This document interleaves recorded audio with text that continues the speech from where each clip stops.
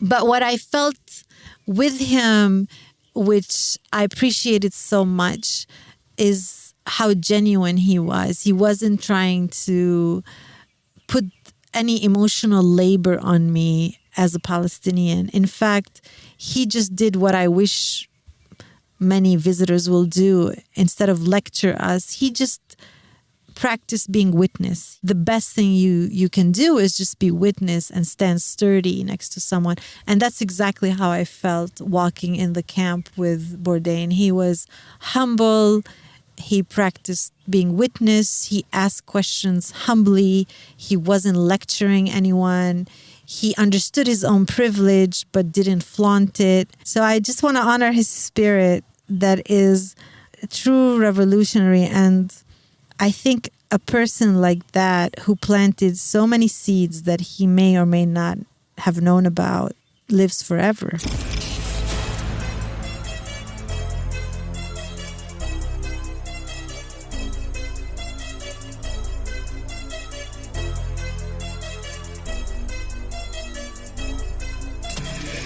This is the Maverick Show, where you'll meet today's most interesting real estate investors, entrepreneurs, and world travelers, and learn the strategies and tactics they use to succeed. And now, here's your host, Matt Bowles. Hey everybody, it's Matt Bowles. Welcome to the Maverick Show. This is actually part 2 of my interview with Vivian Sansour. If you have not yet listened to part 1, please pause this, go back and do that. It was episode number 138, because that episode not only was incredibly powerful, but it sets the entire groundwork for this episode that you're about to hear, which is part 2 of my conversation with Vivian. If you have already listened to episode number 138, then please enjoy the conclusion of my conversation with Vivian Sansour.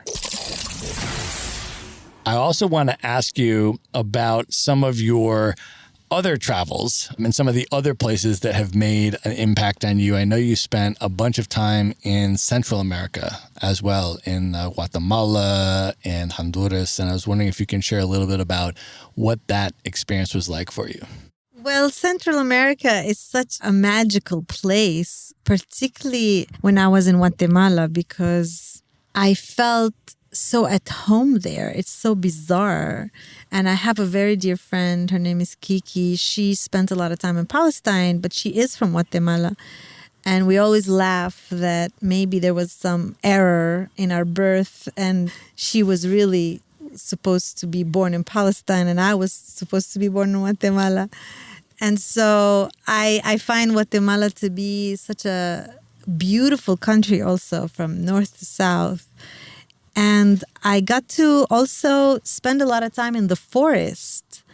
And I was so lucky to be taken into the forest and to learn about the magnitude of nature. Like, wow, I had never seen such wild, and when you say the forest is magical, this is a magical forest.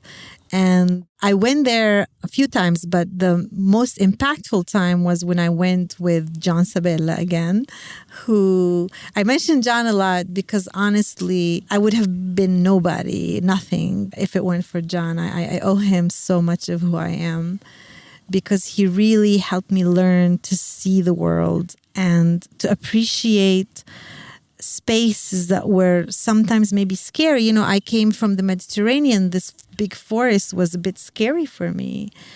But he helped me learn how to walk in the forest and to become with it and to surrender to it and to learn from it and allow it to shape me. And so I've had major shifts within my spirit in Guatemala in particularly learning also about the Mayan culture and how the Mayans were not so different than my people in the sense that the world also dismissed them for so long, and yet they carry so much wisdom in the food, in the foodways, and in the ways of being one with nature and not treating nature as something outside of yourself. And so for me, I guess Guatemala in particular is a major place for that for me. I have many other stories in Guatemala and cooking and meeting people and also working a little bit with coffee farmers at some point, which was quite a learning experience to see what folks there are doing and what they're facing. You know, there are many farmers who are risking their lives to continue to farm in Guatemala as well. Obviously, it's a place that's not unfamiliar with genocide and massacres. And so again, we go back to the same thing where you go to this gorgeous place and you also find all these big wounds that are sadly still festering. Yeah, and that was a United States-backed genocide, which actually the Israelis were also involved in. And if people don't know the history of, U.S. policy in Latin America, that's definitely something that you should really research. The United States was training death squads on American soil. Still is? Yeah, at the School of the Americas in Fort Benning, Georgia, and all sorts of things of this nature. And at various different times, depending on how much pressure was being put on them, they would be forced sometimes to back away, and then they would bring in proxies to do a lot of that work, which included the Israeli military in the case of Guatemala. Actually, to build on what you just said, the policies of the United States and the tons of money that goes into training folks from Central and South America in Georgia, in Fort Benning, Georgia, to be torturers and then sending them back to their countries to destroy those countries. First of all, those are the same tactics and policies that the United States with Israel have practiced in Palestine.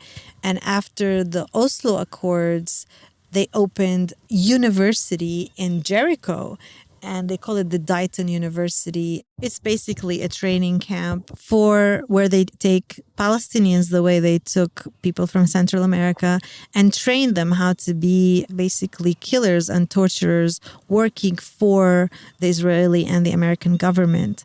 And so this is a very clear policy that the United States practices.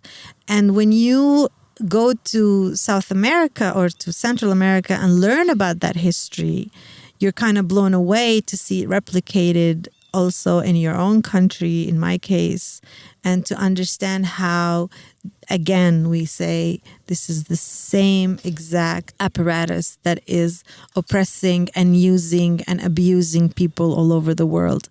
And it's important to bring this up as in the U.S., people treat people from Central America often so poorly. They are the help. They are the people who come, whatever, they talk about as if they also don't exist. But those people, and then there's also this anti-immigration sentiment where like, go back to your country if you don't like this country. Well, I'd gladly go back to my country. I can if you ask any immigrant you see, I'd gladly go back to my country if you didn't destroy it, if your tax dollars didn't destroy my country. And I think this is really important because nobody just wakes up one day and says, oh, I'm going to just leave my family, leave my community, walk miles and days, risk my life so I can come and mow your lawn or I can do whatever. Nobody does that. People do that because this is the last resort. And they come from lush, rich cultures, and then they are dismissed when they come here. And I'm talking about immigrants mostly from anywhere, but I just like when you really understand, like, or in Mexico, like Mexico for me is the center of the world. And so when I see, people, when I was in Tucson one time and there were these guys carrying signs saying Mexicans go home. I mean, first of all, like, do you understand where these people come from? This is like, you should bow to them and try to learn a thing or two. Yeah, I think it's really important also just in this context of traveling for people to have a really clear understanding of particularly their own government's foreign policy history, right? Like we're talking about the Israeli government policy in South America or in Uganda or places like that. But in terms of Americans, for example, we have listeners of the podcast from probably 140 different countries. But for Americans in particular, I think it's incredibly important when we travel to places to understand the context that we are stepping into vis-a-vis the history of our government's foreign policy in that particular place. So if we go to Colombia, for example, Medellin is a very popular place for all sorts of digital nomads and expats to go now. It's becoming this amazing hub, and it's an extraordinary city on so many levels. And I know you love Colombia as well. But I think as Americans, when we go there, it is very important and incumbent upon us to understand the history and the contemporary foreign policy, as well as the historical foreign policy of the destruction that was wrought there on the people of Colombia by the Colombian regimes that were supported and financed with American tax dollars and supported by the American government, and the amount of atrocities that were committed against indigenous folks, people of color, workers, etc. in Colombia that were trying to simply live in dignity and claim their basic rights. So I want to ask you now, Vivian, about your experience in Mexico, because I love Mexico as well. You and I have both spent time in Chiapas with the Zapatista communities there, as well as other places in Mexico. But I'm wondering if you can talk a little bit about what you love about Mexico in general, why it is so meaningful and important to you, and what your experiences were like there in general, and specifically also in Chiapas. I'm very curious about. Yeah, well, again, I think Mexico is the center of the world, and I experienced, again, a lot of inspiration in Mexico and diversity.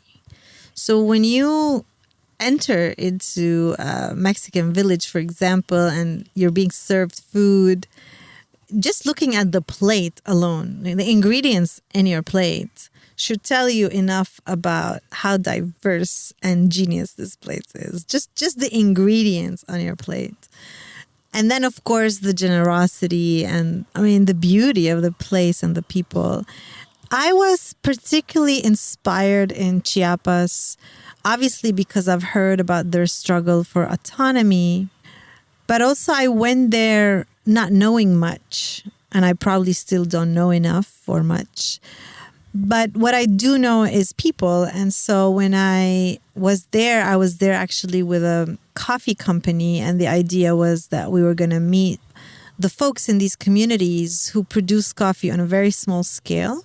And the first trip we took, we drove up in this rugged truck, very, very difficult terrain, unpaved roads in the nubes, like you're in the clouds, literally, going to these communities and just driving up this really dangerous road. It's dangerous because it's unkept, and you can tell that the government not just fights them and kills them, but abandons them and doesn't take care of the roads to get there. And so you'd be like driving in the middle of this mountain. You're at the edge. You could fall and die. But you're like, okay, the road is carrying me. And then suddenly the road has a big hole curve in it that stops being a straight road. And you could easily, if you don't know the road, just fall and die. Nobody will know you were there. And then the first place we arrived to was this church. And I thought, oh, how sweet. We're just going to go visit this church. And, the church is a humble space made of wood.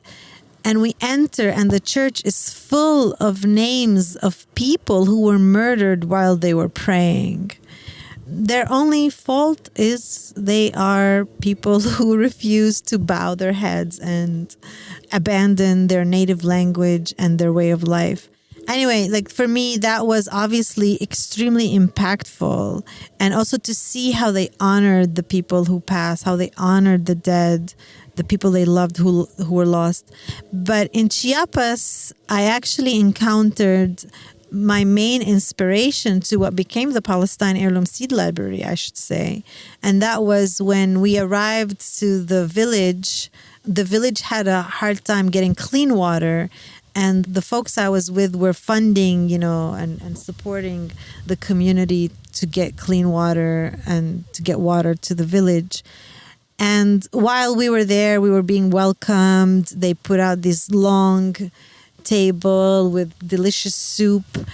And there was this elderly man the whole time carrying this bag. It was a little burlap bag. And it clearly had something bulky in it. And I was like, what's in that bag? So the whole time I'm like looking at this guy, like, what's in the bag?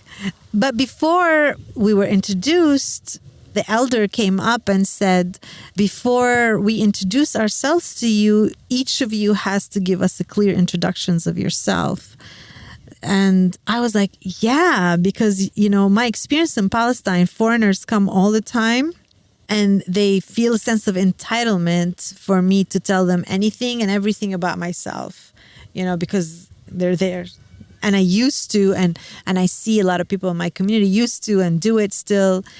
And this elderly Mayan man was like, no, you came here, so why don't you introduce yourselves? And it was amazing because that community doesn't speak Spanish, so we had to do the translation from Spanish. Some people spoke English too, so to Tzeltal, their native language. And they didn't mind. They took the time. And I'm talking about, this is a translation for the whole village.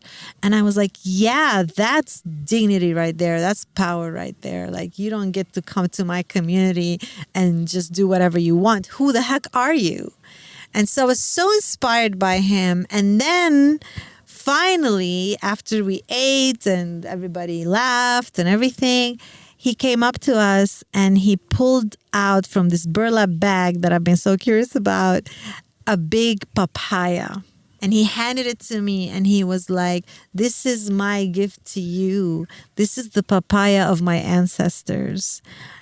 And I thought, wow, I couldn't be more honored because he didn't give me a placard. He didn't give me a golden star. He gave me his papaya, like a gift for eternity. And I was so, so honored. And I wasn't by myself. There were other folks from Michigan who were amazing folks. And for me, that was a huge, huge learning experience and definitely an inspiration that I took with me as I moved forward in my own work in Palestine. That's amazing. So I want to also ask you about your choice to return to Palestine. And I want to drink with that one.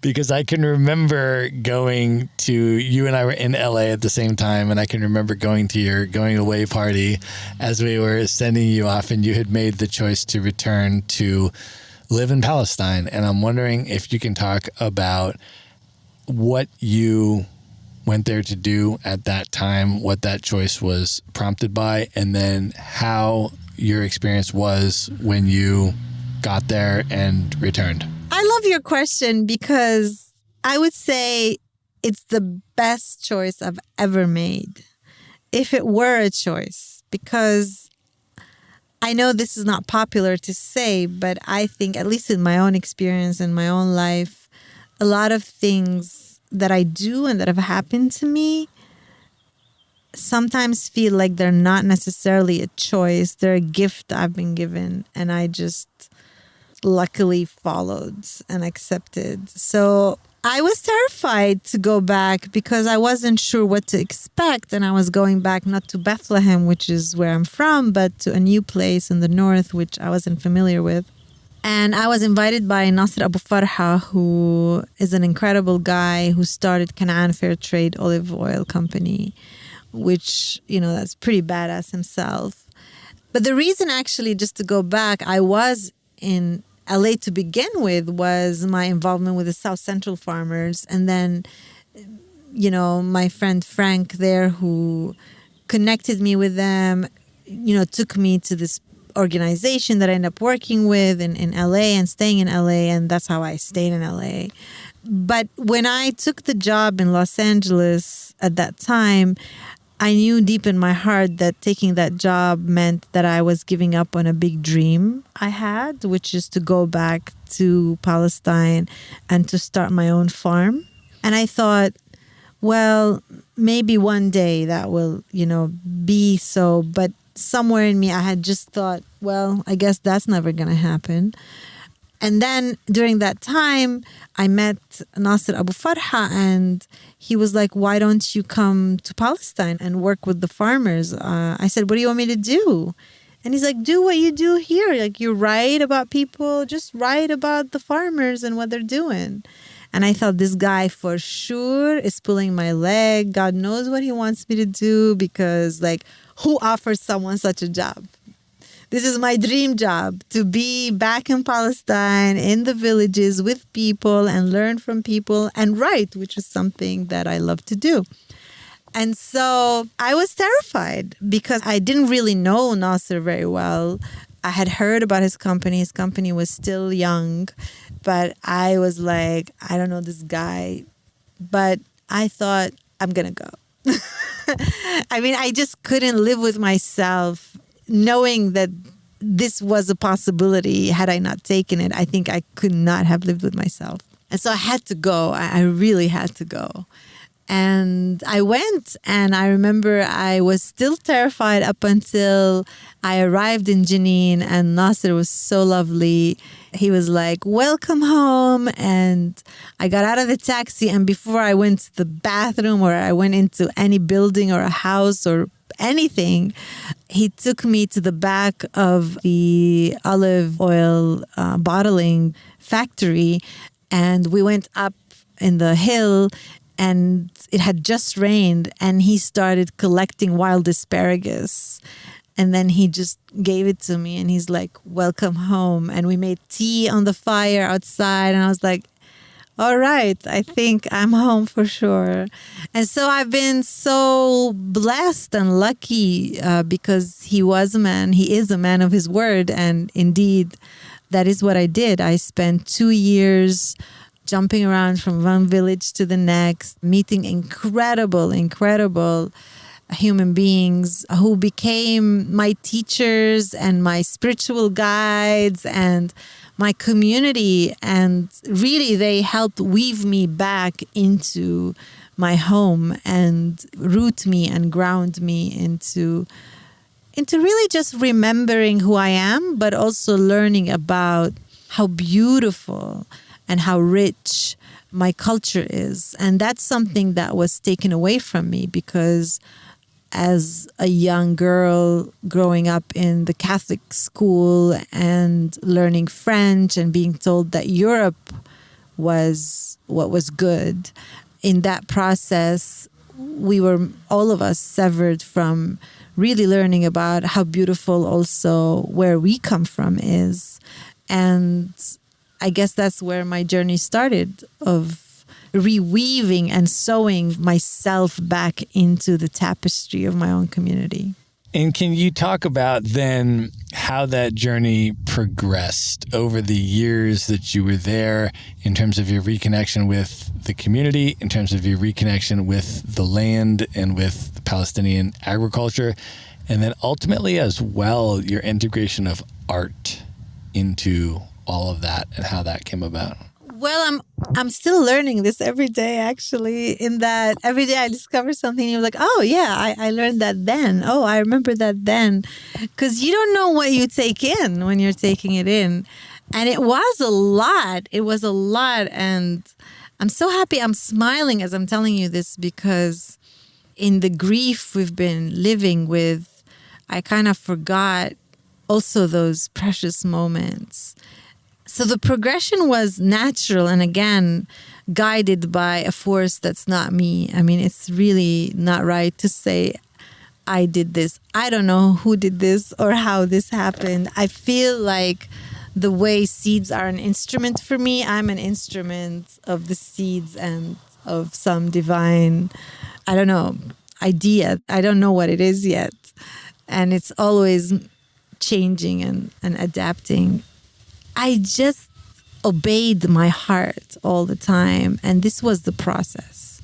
So while I developed obviously mental capacities, I always understood that my mind is the servant of my heart, not the other way around. And so I followed that. And in that process, I ended up meeting people and allowing myself to completely fall in love with what they're doing, what they were about, and then writing about it. And the more I wrote about it, because, when you write, you really get to process what you experienced. And then I met also people who didn't know how to read and write. And for me, they were probably some of the most intelligent people I've met. And I started to also examine my own limitations as a person who does read and write, because you start to understand the world only from this intellectual place rather than the sensorial place. And as I started doing the seed library and other things, I never thought of myself as an artist, but then I kept being invited to different art exhibitions and stuff. And I was like, oh, well, that's what I do. Like, I wasn't trying to create something. I guess I was, but not, that's what I was doing. I was in love and doing these things. And I thought they were so beautiful and I wanted to capture the beauty. So like in my photography, I was just in love with the things I was seeing. I wasn't trying to create an art exhibition. And the next thing I know is I have a photography exhibition in DC, or with the stuff I do with stories I wrote and the postcards I made or the installations.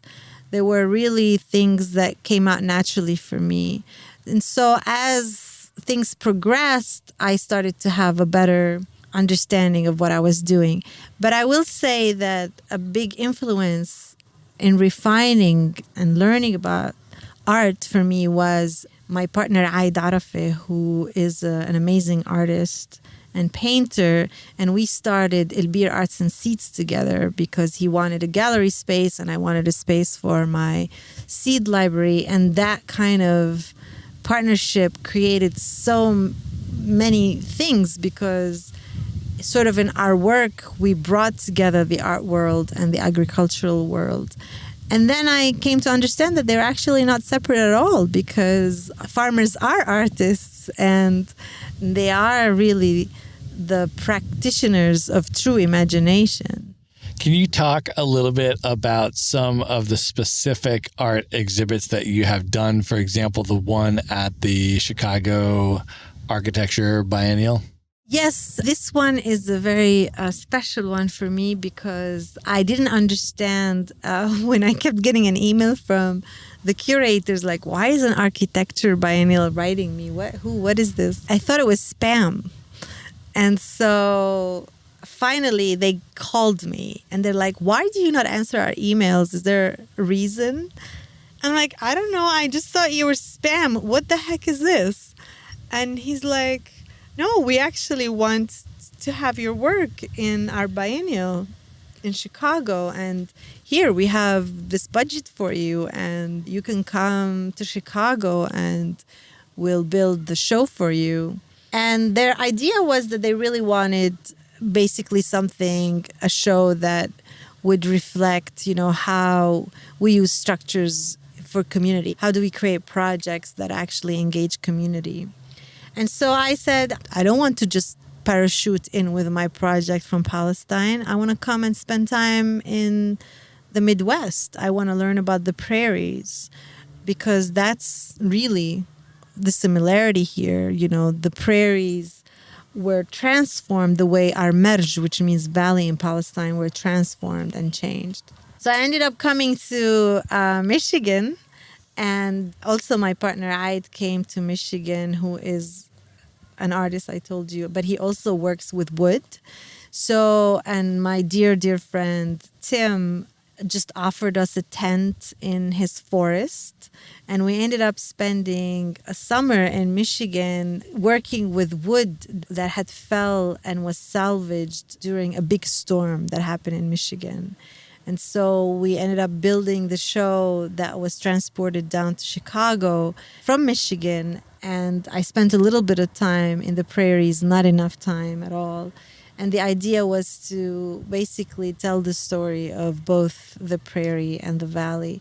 And so the show is basically a seed library made from wood and a photo exhibit, but it also has a table in the middle that has postcards and stories and two benches, and people can come and interact and read and learn about all these stories. And so it's amazing because it ended up being kind of a communal space within the exhibition space. So you have this fancy exhibition space, but people ended up gathering all the time in this corner because that's where people could sit, talk, and exchange. And for me, that was such a great achievement because that is the purpose for me of the Seed Library. And now it's actually been acquired by the Broad Museum in Lansing in Michigan. And so it's there now if people want to go and check it out. Amazing. Well, we've been talking a lot about agriculture and seeds and farming and growing and connection to the land and all of that. I also want to ask you about your interest in culinary preparation of this food once it is grown. And I know that your cooking and your interest in culinary history and all of that eventually got you connected with some major chefs. But before we go into those stories, I want to just ask you if you can talk a little bit about the significance of cooking and the actual preparation of food for you. My relationship to cooking? Well, I mean, for me, honestly, it's really as simple as the kitchen is therapy for me. I'm not an amazing cook or anything. I can make a meal or two or three, but I usually cook from whatever there is. But it's a way for me to disappear from the world. I just love being in the kitchen. It's just the knives transform from these murderous weapons to these utilitarian tools that turn a vegetable into something nourishing and delightful. And I love that chemistry and that process. And I love also the kitchen because it's the place where I connect with my mother. Even if she always kicked me out of the kitchen as a girl, now this is the place where we connect greatly because I noticed that when I follow her instructions, I do much better. But also, I learn every day in the kitchen that observation and what we do as adults is so important because I learned that the things I do in the kitchen were not things my mother taught me. They were things I watched her do. And how powerful it is just the practice of watching. And you don't know what you're learning. It's not like you open the book and memorize the recipe. I just watched her. Like I remember working with dough once. And as I was kneading the dough, I was thinking, how did I learn how to do this? I mean, I definitely never kneaded dough before. And I was like, oh, I'm imitating my mother.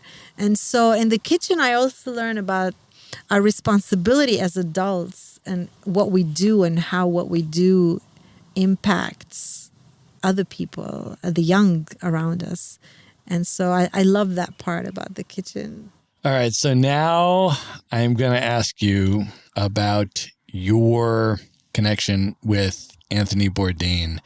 We have a lot of listeners of this podcast who were very, very, very inspired by Anthony Bourdain. A lot of the travelers I know, including a lot of the full-time itinerant digital nomads that are traveling the world now, were inspired to do so by Anthony Bourdain. I think he was one of the most significant, influential, impactful icons of this entire generation in terms of travel. And in one of his episodes, he came to Palestine, and you were involved in that episode. And I'm wondering if you can just share that entire experience from beginning to end, what it was like, particularly in terms of, you know, your interaction with Anthony Bourdain and then just the entire experience being with him in Palestine. Yeah, it was a very powerful experience. for many reasons. One is I am, like many of other people you mentioned, one of the people who was very inspired by him and loved his show. And I love food also. And so when he came and his producers contacted me, I was preparing all these kinds of elaborate food things for us to do. You know, I wanted to take him to places to try things maybe he's never tried before. I wanted to show him, you know, our foraging items, you know, all of this. And to my surprise, he was not so interested in the food at all as much as he was interested in learning about the politics of where he was.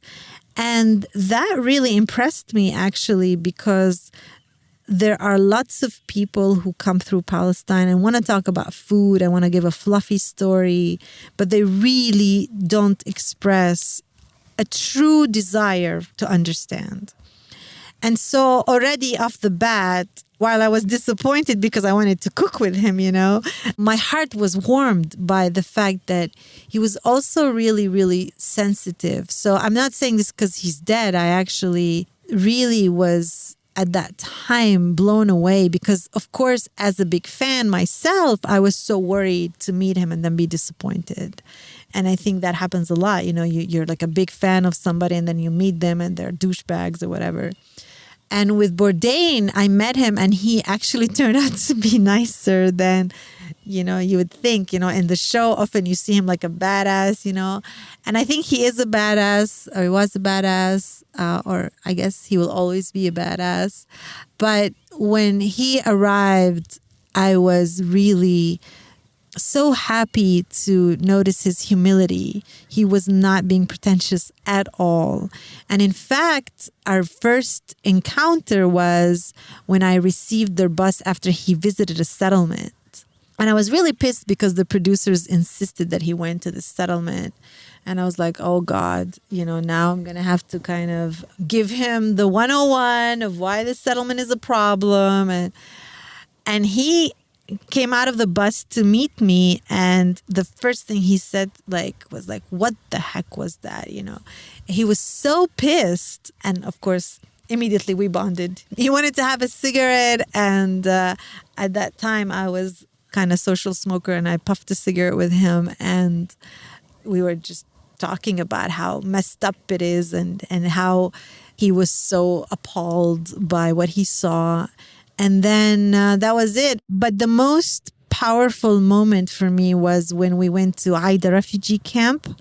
And in that camp, it's a camp in Bethlehem, so I'm very familiar with it. I took him to meet a young woman whose child has a disability. And so she was cooking as a way to raise money to support special education for her kid.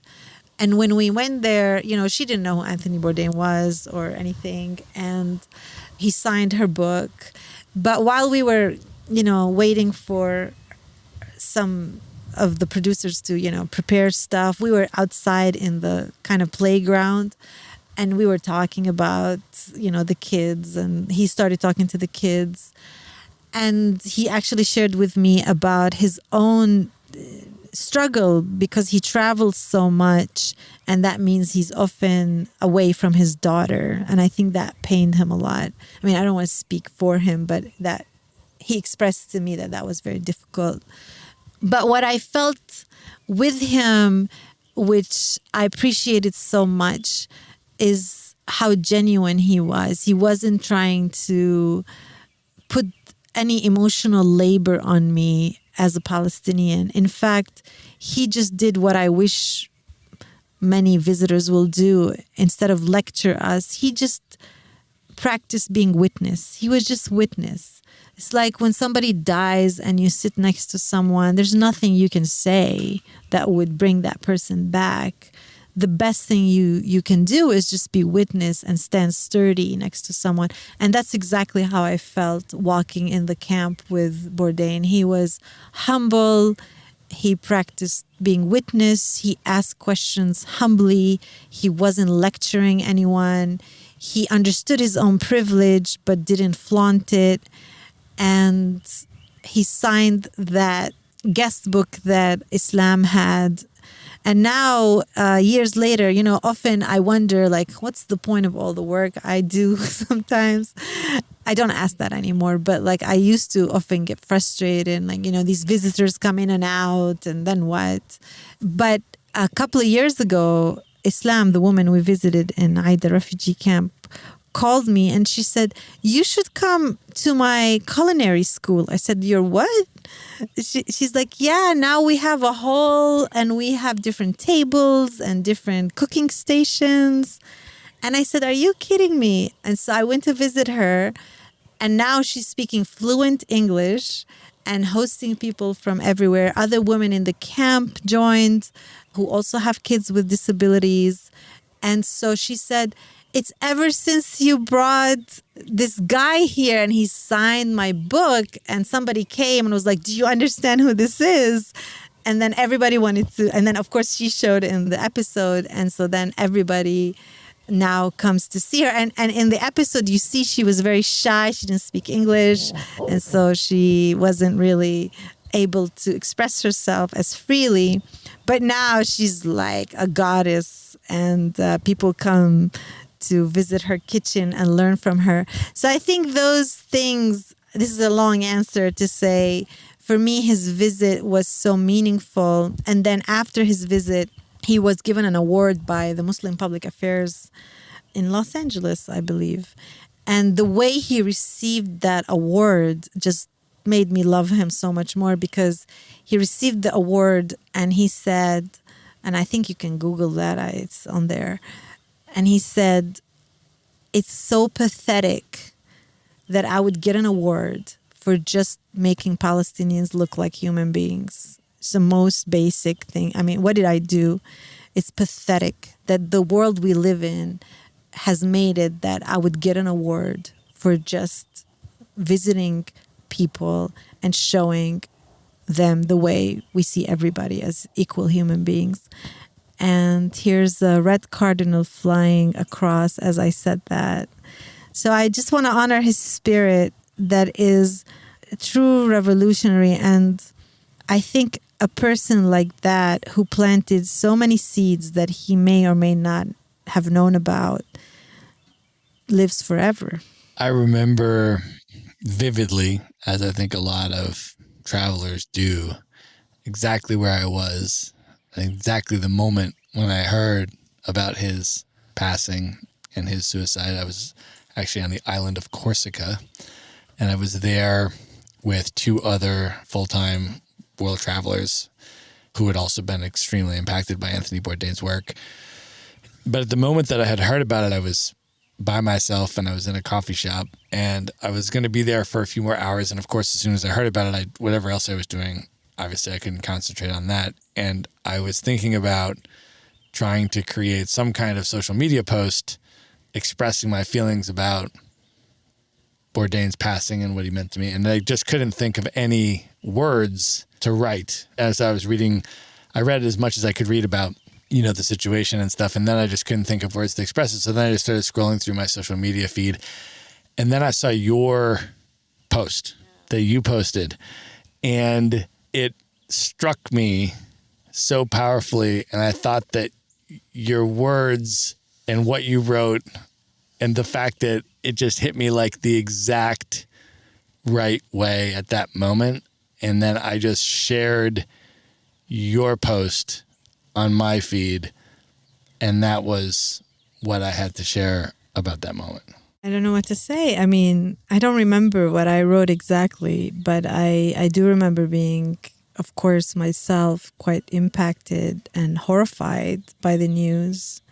So I actually wrote a little piece after that. And yeah, I mean, I still sit with it sometimes in that it's so funny because it was so natural, like my encounter with him.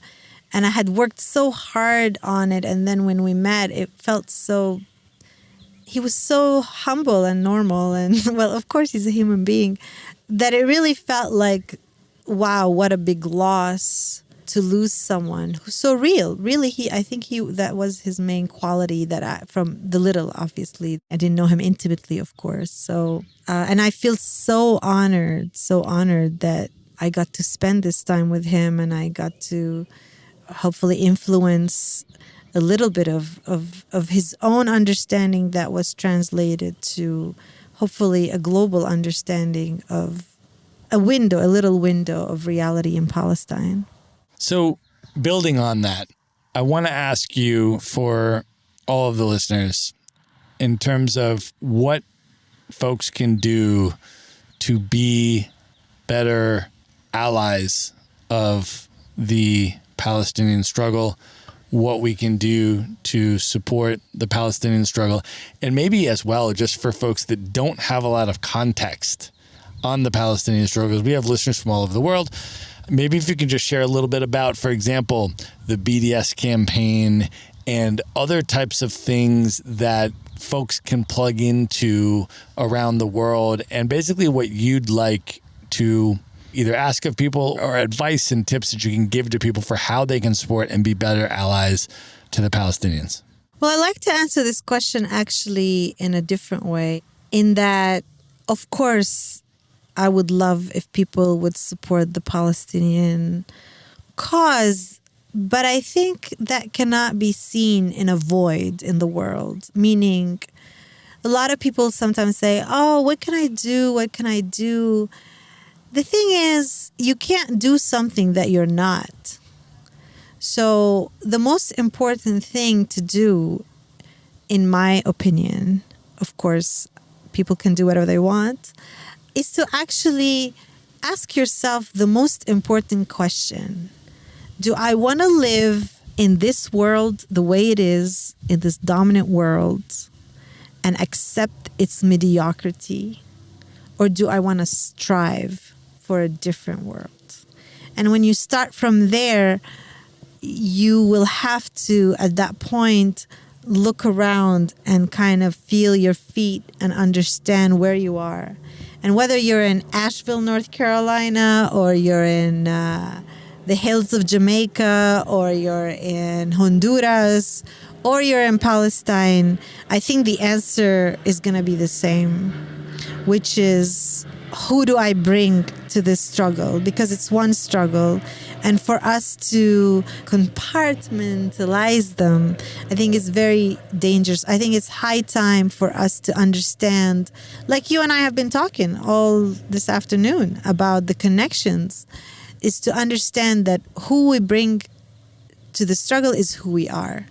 And so if you're a mathematician, or you're an architect, or you're an artist, or you're a cook, I think you can practice solidarity and be part of the struggle from within something that's authentic to who you are already. So not to try to invent something new for yourself, because when we try to do that, it becomes very difficult. Like, not everybody likes to be or can be in the streets, for example. Although that is the one way to be in solidarity.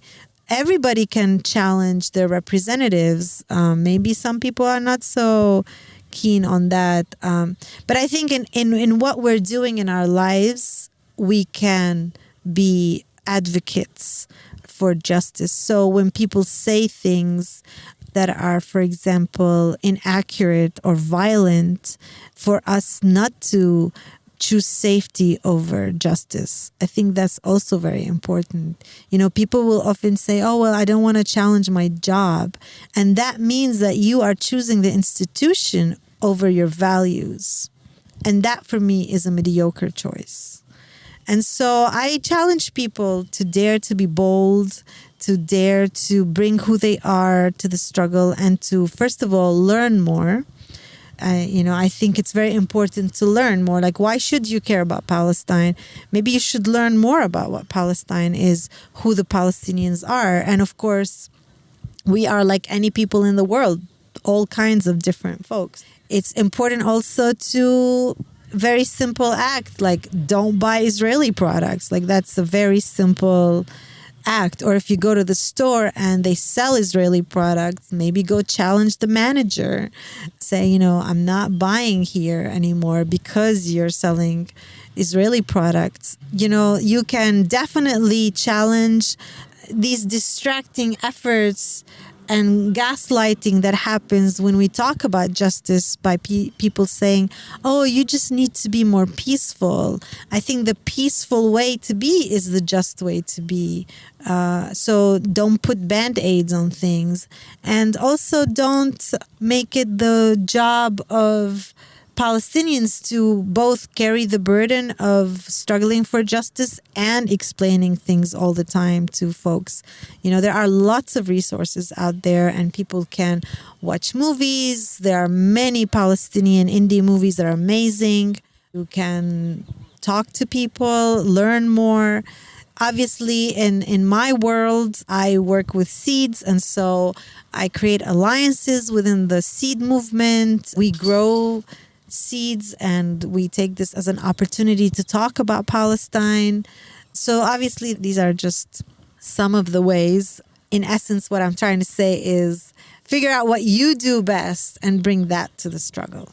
I think that is really awesome advice. Do you have any specific resources? And we'll put them in the show notes so that folks can go to the show notes for people that have heard this episode and they're interested in learning more about Palestine, doing their own research, educating themselves. Are there any particular either websites or books or films that we can put in the show notes that you would personally recommend?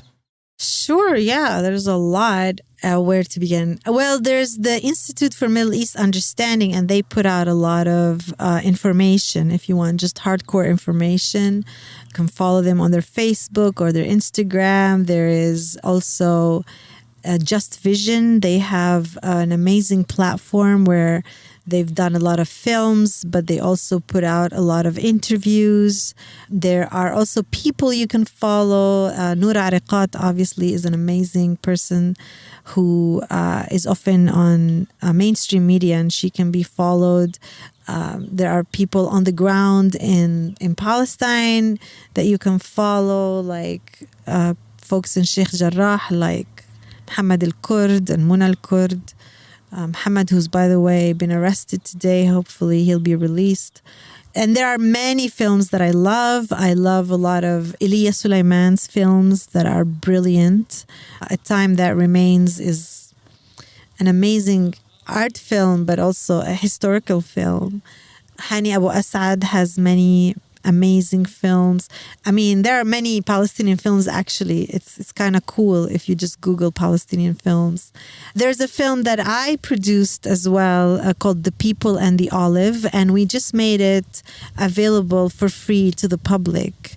So people can visit the People and the Olive website and stream the film and watch it. So this is just off the top of my head. I'm also not good at making lists. So if I forgot someone that, there are lots of amazing people out there. So we are going to link all of those resources up in the show notes. And I think this is a great place to move in to the final portion of this interview. Vivian, are you ready for the lightning round? Let's do it. Let's do it. The lightning round. All right. What is one book that you would most recommend that people check out? Maybe something that has significantly influenced you personally over the years. I love this question. And the book is, with no uncertain terms, a book I recently read called Thus Spoke the Plant by Monica Galliano. And she is a brilliant scientist who's talking about the consciousness of plants. Awesome. Who is one person currently alive today that you've never met that you would most love to have dinner with? Just you and that person for an evening of dinner and conversation. Oh, yeah, I do know Chronix. He's the main singer, Jamaican singer named Chronix. Awesome. All right, Vivian. If you could go back in time knowing everything that you know now and give one piece of advice to your 18-year-old self, what would you say to 18-year-old Vivian? it's not true. Awesome. All right. Of all of the places that you have traveled, what are your top 3 favorite destinations that you would most recommend people check out? Well, Palestine. I think Palestine is a magical place. And as wounded as it is also a healing place in so many different ways that only if you go and be with Palestinian communities that you would, not as a tourist, that you would really discover, wow, a whole world of magic. Guatemala, I think definitely Guatemala, Central America is a place that people must go to in order to learn that it's a magical world out there.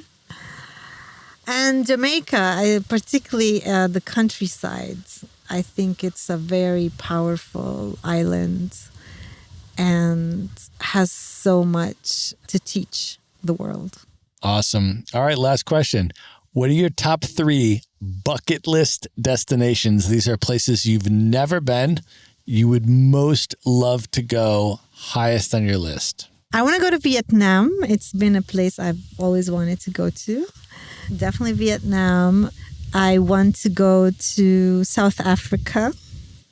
And Mali, I don't know why. I really want to go to Mali. I'm very inspired to go to Mali. Nice. I want to go to Mali too. We should go together. We should plan a trip. Well, you arrange it. I'll be right there. I love that. I don't plan when I travel, so It'll be spontaneous. it'd be nice if someone does the arrangements for me. I'll hit you up and I'll do the planning and you'll just roll. So yeah, we could do it like that. I love it. All right, Vivian, I want you to let folks know, first of all, how folks can find you, follow you, connect with you, learn more about what you're up to, and also how people can support the Palestinian Heirloom Seed Library and all of the amazing things that you're involved with. How do you want people to sort of come into your universe? Sure. Well, thank you for this question. First, people can learn a bit more about my work. They can visit my website, viviansansour.com. From there, you can get snippets of what I've been up to, but it's also where people can connect via email or follow on Instagram, Vivian Sansour, where I basically post things about the different projects I'm involved in.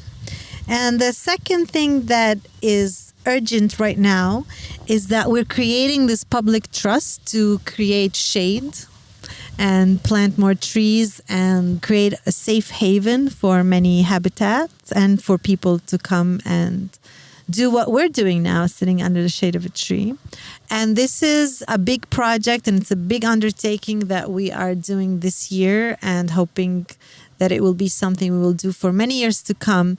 And so I invite people to be part of this history and part of creating history with us. And people can support the Seed Library and this effort. They can contact me directly on my website through the email. But if people want to make contributions also, they can contribute to the Palestine Heirloom Seed Library through us directly, or if they want to contribute through our fiscal sponsor in the United States, which is a tax-deductible contribution. And we work with the Experimental Farm Network, which is an organization based in Philadelphia. So you could make a contribution to us through there. You just have to really email them and tell them that this is for the Palestine Heirloom Seed Library. Otherwise, they won't know. And of course, and most importantly, I would love for people to plant seeds, take care of all the living beings around them, and pass on their stories. Amazing. Vivian, this was such a special conversation. You are so amazing and you're doing such incredible stuff. I really appreciate you coming on the show. Thank you. Now I'm going to have the rest of my wine. Awesome to have you here. Thank you for being a guest on the Maverick Show. Well, thank you to the Maverick Show and to Matthew Bowles and for this delicious bottle of wine and for the grapes that made it possible.